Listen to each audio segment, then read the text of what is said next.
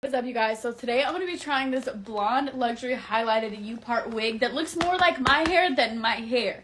And basically it's a U-part wig, so you just clip it in. Apparently it's easy for beginners. I've never worn a wig before. I've never worn an extension, so I'm going to try it today.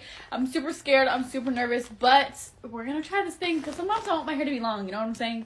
Okay, guys, so I have parted my hair into like a U-part, leaving the middle not touched. This is what the inside looks like. It has clips, and I'm literally just going to clip it on the outside.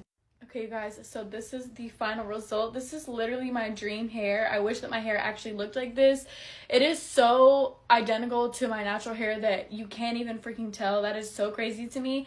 If you guys want one of these wigs, all you have to do is DM them on Instagram so you can get your customized like hair color, everything like that, girl. It is so freaking easy, and I don't like complicated stuff. I tell you guys that all the freaking time. It's 100% human virgin hair. I literally just put a wave tool to it and it's fine.